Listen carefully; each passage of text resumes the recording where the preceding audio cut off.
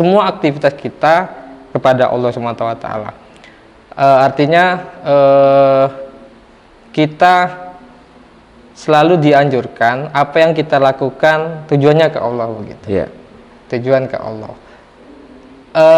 Ada yang mengatakan begini, Mas. Jalan Thariqah ini seolah-olah itu berjarak dengan keduniaan. Iya. Seolah-olah yang mengikuti Thariqah itu sudah selesai dengan dunianya lah, tidak memikirkan dunia lagi. Sedangkan tadi Mas bilang bahwa ya berthariqah itu atau mengingat Allah itu harus bergerak, begitu kan, tidak duduk diam dan sebagainya.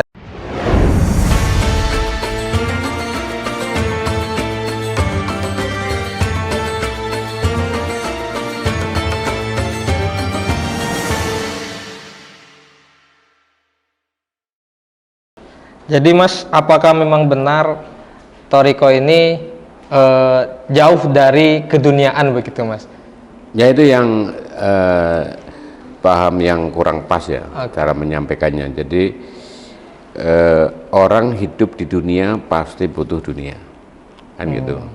Nah, bagaimana dunia ini tidak mempengaruhi hati kita, atau bahasanya Imam Ghazali itu kita justru menyepi di tengah keramaian. Kan gitu. Kalau Imam Ghazali itu yang namanya Riyadhah itu di alun-alun, tempat yang ramai. Nah, lebih jauh lagi, yang paling ramai bukan alun-alun, yang paling ramai itu hati.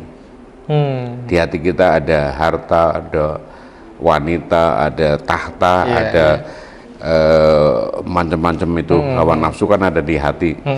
Nah, di macam-macam keramaian itu kita memasukkan unsur Allah di situ. Itu dalam kita mengajari diri kita agar tetap ingat Allah. Nah, dalam aktivitas sehari-hari justru orang ibaratnya mau melakukan aktivitas apa saja, mulai dari kita berhaji harus punya uang, kita berzakat kita harus memang punya titipan dari Allah. Kita mau silaturahmi ke para wali, kita harus punya duit. Jadi semua itu namanya dunia adalah bagian tak terpisahkan dari jalan kita menuju Allah gitu loh. Jadi nggak mungkin thariqah itu meninggalkan aktivitas sosial, aktivitas dunia. Jadi seluruh perubahan di Indonesia, katakanlah mulai pemberontakan petani Banten, kemudian geger Cirebon, kemudian pemberontakan, istilah aja pemberontakan, pergerakan Pangeran Diponegoro, itu semua kan dilatari oleh atau dimotivasi oleh nilai-nilai keagamaan ya. Abdul Hamid Heru Cokro itu kan ada mursyid thariqahnya namanya Kiai Mojo, thariqahnya Satoria. Kemudian pergerakan di Cirebon Satoria, di Banten Qadiriyah Naksabandia. Nah, itu semua andilnya kaum thariqah dalam memerdekakan Republik. Hampir bukan hanya di Jawa ya, di Kalimantan, di Sulawesi sama gitu loh. Kenapa? Karena ajaran yang disampaikan bahwa thariqah adalah tidak meninggalkan urusan dunia. Ya, kemudian sama Snok Horgonya dalam fatwa-fatwanya Mufti Betawi itu yang sekarang sedang digugat itu, Mufti Betawi di era Belanda itu namanya ada bin Yahyanya itu, Usman bin Yahya. Itu yang memberikan fatwa-fatwa bahwa yang namanya thariqah itu hurur, tersesat, tidak ada kebaikan. Kemudian thariqah itu sempalan di dalam Islam, dan sebagainya itu. Nah, Snok juga termasuk yang punya andil besar di dalam merubah image masyarakat Indonesia tentang thariqah. Misalnya Snok juga memberikan satu yang disebut, menurut saya sih upas itu bahasa Jawa, bahasa Indonesianya itu racun. Begini, ini ilmu thariqah itu ilmu penting di dalam konteks agama Islam. Karena penting maka jangan sembarangan diajarkan. Nanti aja kalau sudah tua. Iya. Nah ini sebenarnya ingin memisahkan thariqah dengan anak-anak muda, kaum muda, orang-orang yang masih produktif gitu, agar tidak berthariqah. Iya. Nah kalau sudah tua dari mudanya nggak berthariqah, susah juga diajak thariqah kan gitu. Wong thariqah itu intinya kan zikir, ingat Allah gitu. Mengingat Allah. Nah itu yang membuat pemahaman seperti inilah yang sampai hari ini juga masih banyak. Betul. Bahwa kalau ikut thariqah itu tidak boleh kerja, tidak boleh ngurus urusan dunia. Iya. Lah Kanjeng Nabi ini kan termasuk orang pertama yang mengajarkan ayat 103 surat An-Nisa. Kanjeng Nabi itu maka zabal fuadu mar'a, nggak mungkin apa yang dia lihat itu bohong kan. Wa mayantiku anil hawa in huwa illa wahyu. Dia berbicara itu karena wahyu, bukan dari hawa nafsu. Berarti ketika Rasulullah mengajak para sahabat berzikir, dia sudah menjalani. Nah, para sahabat emang pada meninggalkan dunia, ya enggak lah, perang segala. Iya. Berdagang. Perang itu paling ujian paling anu loh di era beliau. Sekarang kan kita nggak boleh perang, kecuali membela agama, tapi itu kan sekarang udah nggak ada perang membela agama. Nah maksud kita itu bahwa salah pahamnya sudah terlalu jauh sehingga kesannya thariqah justru harus dijauhi. Betul. Dan terkesan thariqah ini hanya untuk orang-orang kalangan tua saja begitu. Iya, kalangan tua. Iya. Dalam konteks ini saya dapat poin yang menarik, Mas, bahwa untuk melakukan perlawanan itu kan membutuhkan keberanian, Mas ya. Iya. Dan tidak ada keberanian itu yang tanpa didasari atas nama Allah Subhanahu wa taala, Mas. Iya, memang. Begitu. Jadi orang melawan atau orang melakukan perlawanan ini kan sudah siap mati, Mas. Iya, siap mati. Begitu kan? Iya. Dengan begitu maka dalam keperlawanan itu justru dia sedang berada atau sedang mengingat Allah Subhanahu wa taala, Mas. Iya, karena motivasi tertinggi itu kan misalnya surat yang biasa kita baca, surat Fatihah. Iya. Iya karena butuh wa iya karena ta'in. Hanya kepadamulah kami menyembah dan hanya kepadamulah ya Allah kami meminta pertolongan. Kan gitu. Jadi segala hal yang terkait dengan apa yang kita lakukan atau masalah yang kita hadapi kan kita cuma satu, ngomongnya ke Allah kan gitu. Nah dari situ membuat orang itu tergerak untuk satu, menghindari ketakutan. Ngapain takut, wong yang milik hidup kita miliknya Allah, mati kita miliknya Allah. Mau mati sekarang, mati besok, mati lusa sama saja, gitu kan gitu. Nah tetapi mati pada posisi kita ingat Allah. Nah itu sehingga kita tidak punya ketakutan. Nah itu maka di sini disampaikan organisasinya aja Nahdlatul Aulia, membangkitkan para orang-orang yang memang aslinya itu wali. Semua orang itu wali. Lahir kan kita pada posisi yang suci kan. Suci, bersih. Nah yang suci itu kan wali kan. Nah kewalian manusia semua agama ini, tidak hanya Islam. Wong kullu mauludin yuladu alal fitrah kan. Semua itu nggak mengenal agama, semua itu wali. Menjadi mulai luntur kewaliannya setelah dia mulai dewasa. Mulai dewasa sudah tidak lagi mengenali Allah, ataupun sudah mulai hilang kewaliannya karena macam-macam kebutuhan. Dia mulai sekolah, di sekolah tidak diajari mengenal Allah. Dia hanya diajari murni ilmu-ilmu yang nggak ada hubungan dengan Allah. Padahal semua ilmu ya dari Allah. Mau ilmu apa saja. Tapi kan di dalam pendidikan modern seolah ilmu itu berbeda, ilmu agama, ilmu alam, ilmu fisika itu beda. Padahal itu semua ilmu ya dari Allah, karena ayat yang pertama diturunkan kan alamal insana malam ya alam. Allah lah yang mengajari semua manusia yang tidak tahu. Betul. Berarti yang ngajari ilmu itu siapa? Ya Allah.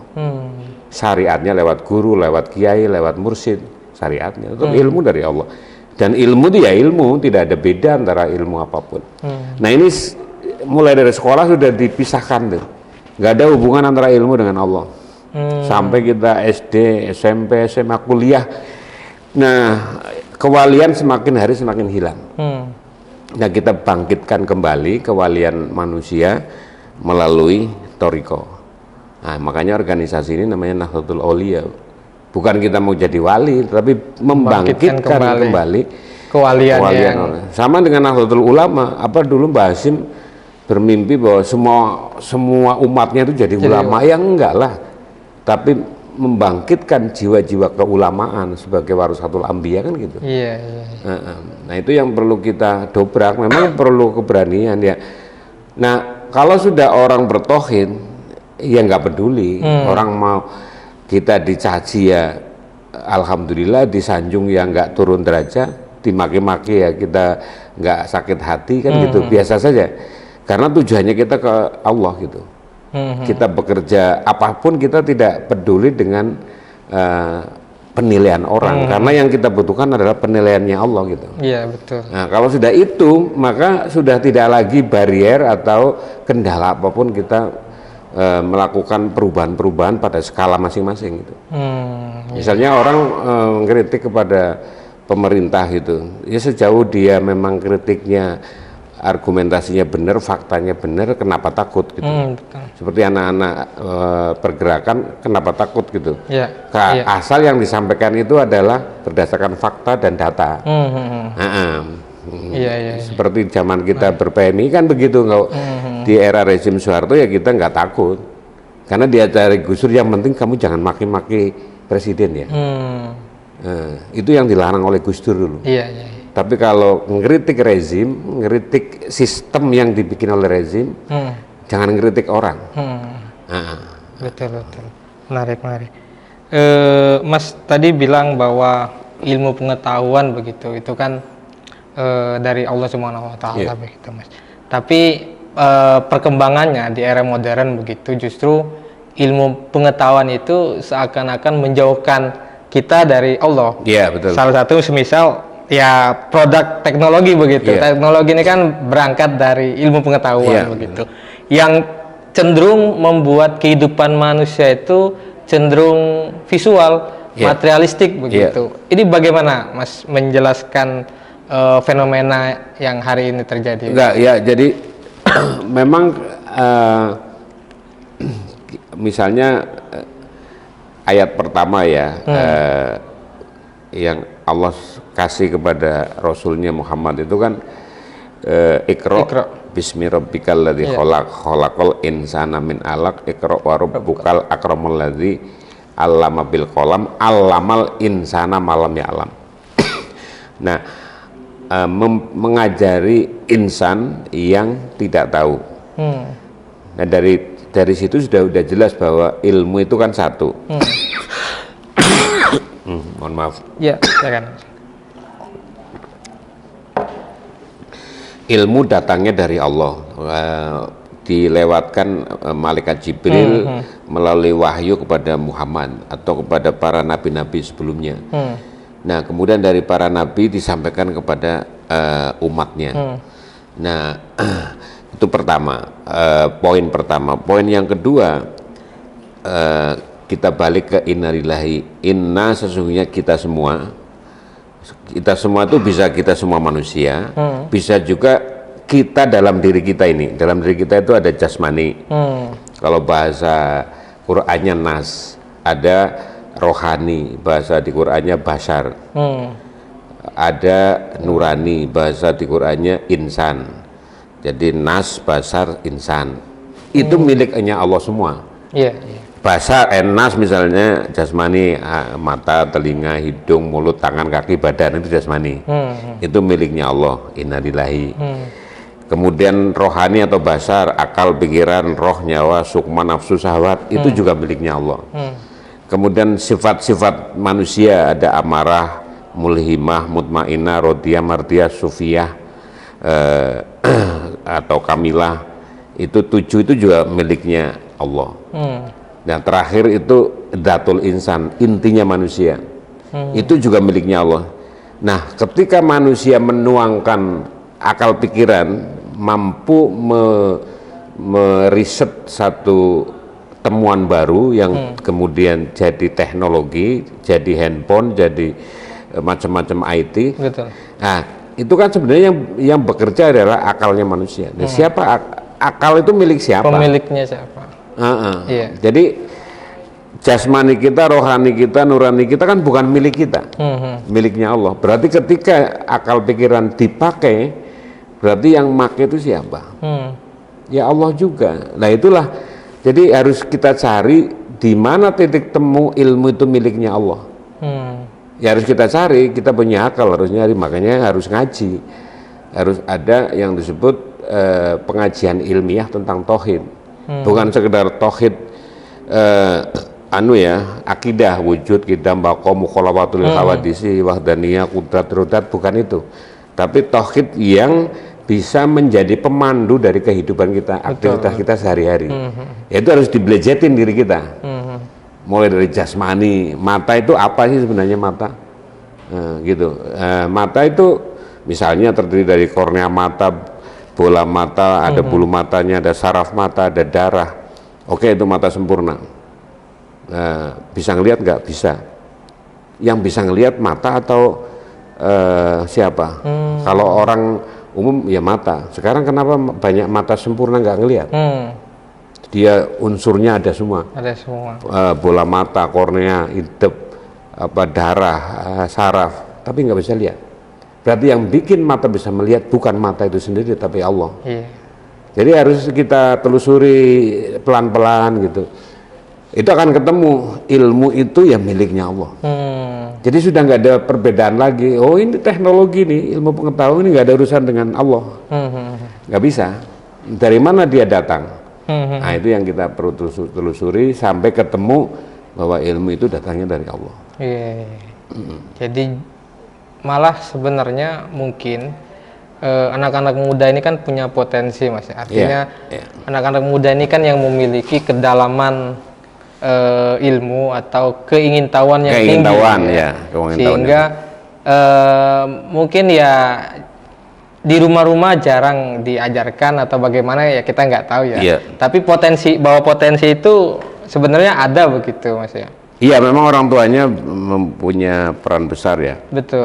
Mengenalkan anak-anaknya untuk mengenalkan kepada anaknya tentang Allah, tentang Tuhan gitu sejak kecil dengan bahasa yang berbeda-beda gitu. Tidak harus dengan ngaji secara formal, enggak gitu. Misalnya kita punya titik-titik anak ya, masih kecil baru bisa jalan, katakanlah umur jalan juga belum lancar, 3 tahun misalnya jatuh. Umumnya kan kemudian nangis. Nangis biar diem, ibunya bilang, oh ini gara-gara batu, ini yang disalahin batu. Ya membuat di kemudian hari si anak ini dengan batu sudah berjarak gitu, berjarak dan menjadi korban. Pokoknya apa-apa kalau anak nangis itu yang disalahin sesuatu yang di sekitarnya. Nah, kenapa nggak diajak, diem itu? Nanti dimarahin sama Allah loh kalau nangis gitu. Nah, misalnya gitu. Mulai hal simpel gitu. Hal simpel gitu, nggak usah nangis. Misalnya itu bisa. Orang misalnya dari kecil sudah dipisahkan dengan Allah, kalau dia nangis kasih permen atau kasih sesuatu yang menyenangkan. Akhirnya kecintaan anak kecil kepada Allah mulai bergeser, cinta Allah menjadi cinta benda-benda misalnya boneka, gitu-gitu. Jadi tergantung umur berapa dia. Ya, kita harus mulai bisa mengenalkan pada kita. Itu kalau gede juga akan bertanya sendiri kok, apaan sih Allah itu Pak gitu. Ya kita anak yang kecil kan masih ada, karena sering mendengar kata-kata Allah itu lama-lama nanya juga, emang apaan sih Allah gitu. Berarti sangat penting pendidikan sejak dini. Iya, itu lingkungan mempengaruhi dari bapak ibunya. Dan sejak kecil pun kita sudah disuguhkan dengan hal-hal yang visual begitu ya, menangis dikasih permen. Misalkan sekarang kan fenomenanya anak menangis dikasih handphone, suruh nonton dan sebagainya. Iya kan gitu. Kecintaan menjadi ke handphone. Betul. Ya oke lah dikasih handphone, tapi harus ada penjelasannya. Oh ini yang ngasih handphone ini Allah ini. Nah, jadi kamu jaga ya handphone ini, jangan sampai untuk main-main yang apa namanya nggak ada gunanya misalnya. Jadi harus dikenalkan gitu. Iya, iya. Sebelum berangkat ke sini Mas, saya tadi sempat baca laporan riset dari IDN Times. Itu salah satu media mainstream. Itu mengeluarkan laporan yang menjelaskan bahwa bagaimana kehidupan anak-anak muda ini tergantung dengan teknologi, gadget, dan kehidupan mereka itu mayoritas kehidupan online. Jadi kehidupan online itu mereka bayangkan dengan kehidupan nyata begitu. Artinya sebenarnya sekarang ini barangkali pendidikan melalui atau berbasis online itu sangat dibutuhkan dalam rangka untuk menggait anak-anak muda begitu, Mas. Apakah bisa, maksud saya, apakah bisa pengajaran Thoriqot ini menggunakan perangkat teknologi atau media online begitu? Bisa sih, cuman kita belum punya perangkat yang, tapi bagian dari yang perlu kita Pikirkan. kita istilahnya itu cara baru untuk memberikan penjelasan tentang Thoriqoh melalui misalnya gadget gitu ya. Iya. Memang perlu itu dipikirkan karena dunia terus berubah ya. Jadi media-media yang ada ini kan sebenarnya disiapkan oleh Allah untuk kita ya, untuk kita. Tapi untuk apa kita pakai kan gitu. Saya kira itu bagian dari yang perlu kita pikirkan agar memudahkan anak-anak generasi Z atau generasi apa ini sekarang mengenali Thoriqoh itu. Gen Z, ya. Nah, jadi memang sudah harus ada modernisasi di dalam penyampaian Thoriqoh gitu. Karena ini kan dianggapnya sesuatu yang tidak wajib ya. Padahal Thoriqoh itu, apalagi kalau guru kami nih dikasih ketemu Rasulullah ya, diajari mulai dari nas, bahasa, sifatul insan, datul insan, syariat, Thoriqoh, kemudian hifdzul Quran, mursyid, hakikat, ma'rifat, kemudian mukasyafah ilmiah, laduniyah, hayawaniyah, syaitoniyah, basariyah, insaniyah, kemudian ruh malakiyah, rububiyah, kamutasil, kamunfasil, muhadoroh, musyahadah, mukasyafah, tauhid, 24 tangga tauhid menuju Allah itu Rasulullah yang ngasih, dan itu untuk disampaikan ya, disederhanakan dengan yang sebagian kita jelasin tadi. Itu dalam setiap tingkatan kita terus berjalan. Kita misalnya dikasih ilmu kan, kemudian ilmu ini untuk apa gitu kan, gitu. Ilmu itu untuk menjadi penerang jalan kita selama kita di dunia. Karena kita kan dipasrai sama Allah dunia. Dunia itu disiapkan untuk manusia. Nah, jadi adalah aneh kalau kita selama di dunia kita tinggalkan dunia. Nah, tinggal bagaimana dunia itu tidak masuk dalam hati, tapi hanya menjadi fasilitas penunjang dari apa yang menjadi visi misi kita. Kalau kita jadi pejabat ya menunjang pejabat, jadi petani ya dunia ini menopang kita, jadi dan seterusnya. Nah, gadget juga begitu. Jadi saya kira ini ide bagus untuk kita nanti tawarkan kepada ahli-ahlinya untuk bagaimana cara menyampaikan ilmu Thoriqoh melalui teknologi yang terbaru ini. Iya. Ya kalau guru saya pernah bilang al ilmu nurun gitu. Ilmu itu cahaya ya. Jadi ilmu pengetahuan itu harusnya membawa jalan penerangan, bukan malah kegelapan begitu. Ya. Karena fenomena hari ini barangkali ketika kita terjebak pada perkembangan teknologi, justru kita berada pada kegelapan. Begitu kan. Yang katanya itu banyak ilmu yang bisa kita dapatkan dari teknologi, justru malah membuat jalan-jalan kesesatan lah begitu. Iya. Kita beranjak ke segmen terakhir mungkin Mas ya, soal bagaimana sih kita memahami eksistensi Toriko ini dalam perjalanan hidup manusia atau hidup umat Islam lah dalam konteks spesifik ya. Iya. Begitu Mas. Ya memang kalau di Indonesia sih termasuk populer ya Toriko. Di negara-negara seperti Maroko, kemudian Timur Tengah itu Mesir ya, kemudian mana itu kalau Saudi itu bukan dilarang tapi tidak populer ya di Saudi. Mesir, Maroko, terus di Afrika Selatan itu di Cape Town itu masih banyak ya mursyid-mursyid Toriko.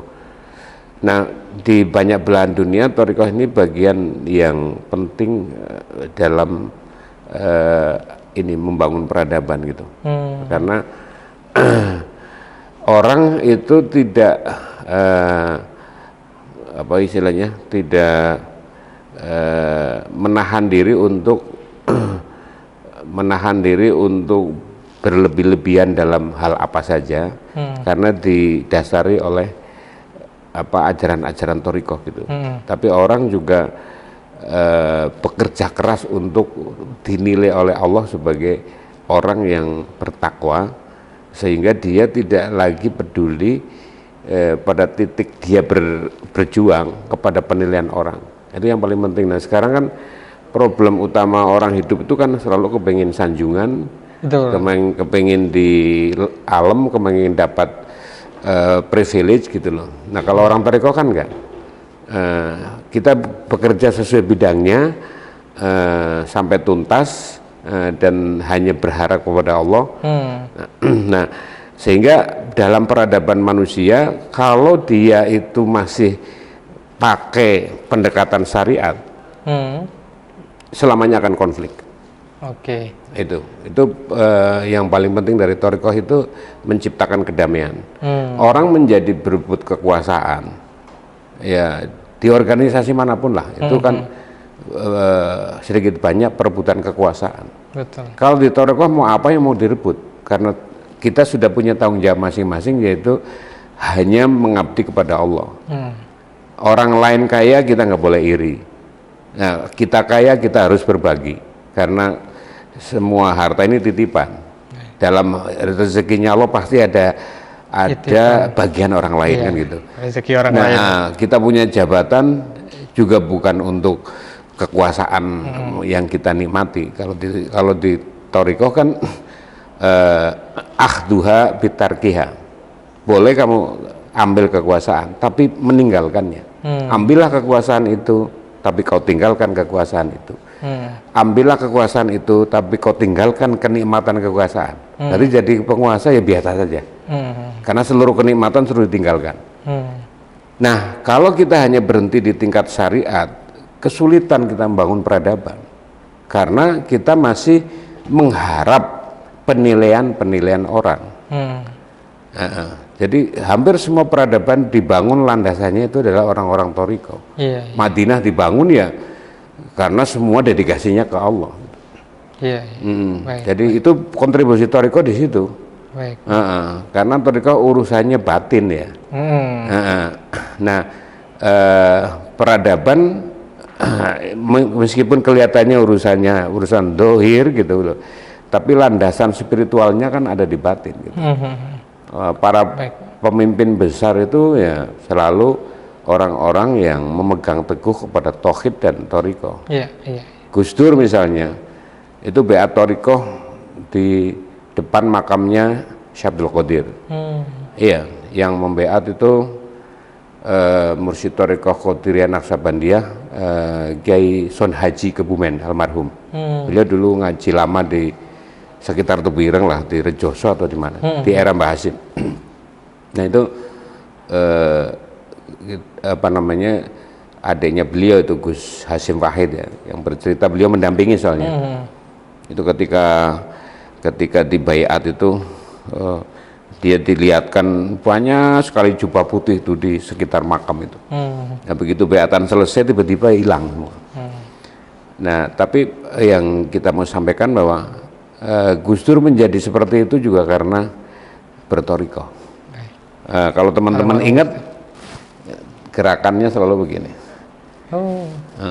Ya saya pernah tanya, meskipun saya perkirakan masih dikir gitu. Gus, kenapa sih jarinya digerak-gerakin terus? Kadang-kadang begini kalau di meja. Nggak bisa diem ya. Nggak bisa diem tangannya. Ah kamu kayak nggak ngerti aja.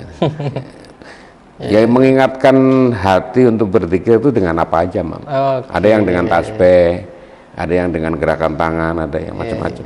Baik, Mas, ngomong-ngomong cerita almarhum Gus Dur gitu ya, sebagai mantan Presiden RI, dan kebetulan kita baru saja menyelesaikan pencoblosan ya, walaupun belum resmi begitu. Tentu Mas Umam juga mungkin melihat dan mendengar hiruk pikuk perpolitikan hari ini. Bagaimana Mas Umam melihat kondisi perpolitikan hari ini begitu? Ya, secara ya politik itu sih ya. Kalau Gus Dur bilang politik itu tindakan. Jadi suatu saat saya disuruh membaca statement-statement tokoh politik. Ada 5 tokoh politik, saya nggak mau sebut, orangnya masih hidup sebagian. Nah, karena saya pahamnya itu membaca, ya saya clipping statement tokoh itu, saya clipping. Ini Gus sudah saya clipping. Ngapain kamu clipping? Iya, katanya suruh baca statement-statement para tokoh-tokoh politik. Maksud saya, yang kamu pelajari itu tindakannya. Ya udah kamu jalani lagi, cari lagi anunya, sifat-sifatnya, sikap-sikapnya gitu. Bukan statementnya gitu. Betul. Nah udah, setelah itu saya jalan lagi, sekian bulan saya lapor si A begini, si B. Nah itu yang kamu pegang. Karena politik adalah tindakan, bukan omongan. Statement kamu bakar aja. Nah itu pertama politik. Nah kalau Pramudia Anantatur lebih ekstrim lagi. Politik itu X sama dengan means X. Apa yang dikatakan oleh penguasa itu sebaliknya. Iya, sebaliknya. Kan gitu. Nah kalau di tauhid, politik itu gampang malah, karena semua orang sedang diperjalankan oleh Allah untuk jadi apa saja. Yang jadi presiden, jadi ketua partai, ketua DPR. Nah, sehingga ketika melihat para pelaku-pelaku politik, kita berkaca aja kepada Kanjeng Sunan Kalijogo yang menciptakan media wayang. Wayang itu kan kulit kan, terbuat dari kulit. Namanya kulit kan nggak bisa apa-apa kan. Betul. Kulit apa aja lah, kulit kerbau, kulit sapi. Kemudian dibikin seperti manusia, ada mata, telinga, hidung, mulut, tangan, kaki, badan. Apa yang diomong oleh wayang kan pinjaman dari sang dalang.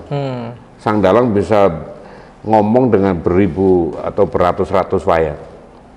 Wayang bisa gerak karena digerakkan sang dalang. Wayang bisa perang karena digerakkan oleh sang dalang. Jadi tindakan manusia, mau gerakannya, mau lisannya, mau pikirannya, sebenarnya dikendalikan oleh Allah. Itu sedang mengajari tauhid itu Sunan Kalijogo itu. Jadi kamu jangan ngaku bisa ini bisa itu ya.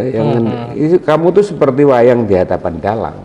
Manusia itu hakikatnya seperti wayang di hadapan sang dalang. Maka ngelihat politik menjadi mudah kalau secara tauhid. Oh ini lagi diperankan seperti ini. Sehingga kritik kita terhadap politik adalah standarnya ada Allahnya nggak dia. Presiden bikin kebijakan seperti ini, ada Allahnya nggak di situ. Presiden memilih atau mendorong putranya jadi wakil presiden, ada Allahnya nggak gitu. Atau hanya sekedar kepingin melanjutkan kekuasaannya misalnya gitu. Jadi lebih mudah kalau orang tauhid.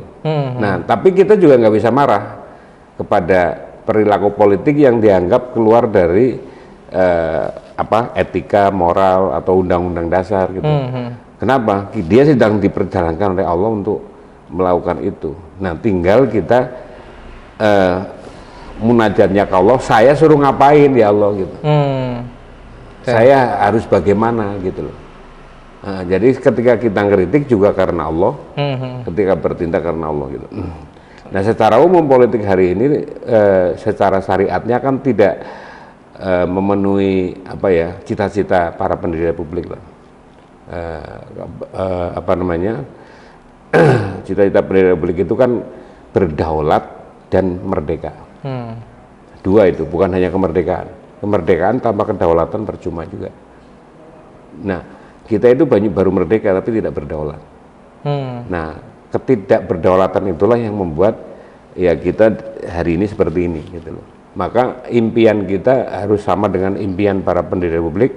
Kita harus bekerja, berjuang menuju kemerdekaan Indonesia dan kedaulatan Indonesia. Baik. Nah. Ada mungkin nasihat yang relevan dari almarhum Gus Dur mungkin dalam konteks politik. Beliau mengatakan tidak ada jabatan yang diperjuangkan mati-matian begitu ya. Oh iya. Dan barangkali juga dengan Thoriqo ini menjauhkan kita dari sifat serakah begitu ya. Oh iya, itu pasti dari ambisius dan sebagainya begitu.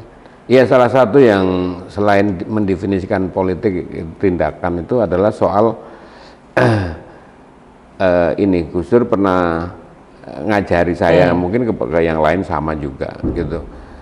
Jadi di dalam politik itu pertama kita harus menentukan tujuan. Kita kan tahu tujuan Gus Dur dari presiden jauh sebelum Gus Dur dari presiden. Gitu. Jadi di tahun-tahun 95, 96 itu kita sudah tahu Gus Dur itu cita-citanya jadi presiden. Bahkan itu sebenarnya itu sejak di Mesir sudah bercita-cita jadi presiden.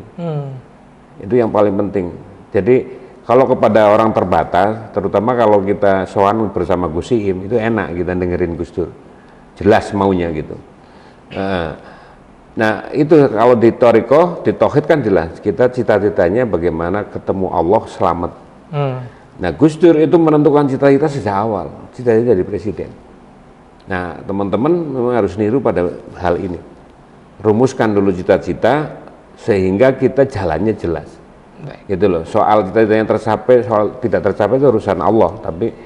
Dan Gus Dur mengajari kita. Bahkan dulu guyonannya di 96 waktu PMI itu setahun sekali bikin ketua wilayah ngumpul. Muspim di Cisarua saya ingat. Ya dia guyonan aja, sebenarnya tidak sedang menghambas PMI HMI, membahas tentang masa depan Indonesia. Tapi akhirnya pembukaannya kan, ini forumnya apa ini PMI ini Muhaimin? Rapimnas Gus. Muspimnas ya. Ini saya mau ngomong ya. Sebelum ngomong PMI saya ngomong HMI dulu. Nah, seperti jadi guyonan sekarang. Iya. Nah, PMI disebut tidak punya tujuan. Iya kan? Itu sebenarnya secara tauhid, kalau di obrolan kita tidak sengaja dengan Gus Dur itu, kamu tujuannya apa di PMI gitu? Bukan hanya gitu. Rumuskan dulu tujuannya gitu. Itu goyonan di forum, tapi sebenarnya seriusnya nanti di belakang. Jadi tentukan tujuan baru kita jalan. Itu yang paling saya ingat dari pesan Gus Dur, yang selain banyak pesan ya, tapi justru waktu di PMI. Rumuskan tujuan. Orang hidup harus punya tujuan. Betul. Nah, sehingga kita tidak mau kita lewat jalur manapun, tapi tujuannya ada. Seperti Gus Dur tujuannya itu jadi presiden, maka meskipun dia yakin jadi presiden tahun 2002, jadi 99 jadi presiden itu lebih awal daripada impiannya. Impiannya itu setelah 97, pemilu depannya kan 2002. 2002 ya, 2002 ya, 2002. 2002. Tapi ternyata lebih cepat dari Mbian. Itu yang saya tidak bisa lupakan, sehingga itu memotivasi saya di dalam mengajarkan ilmu tauhid ini. Tentukan tujuannya kemana, ke Allah. Soal jalannya ya sudah 1000 jalan menuju Allah. Baik, yang paling penting tujuan, dan tujuan itu harus kembali kepada Allah SWT. Iya.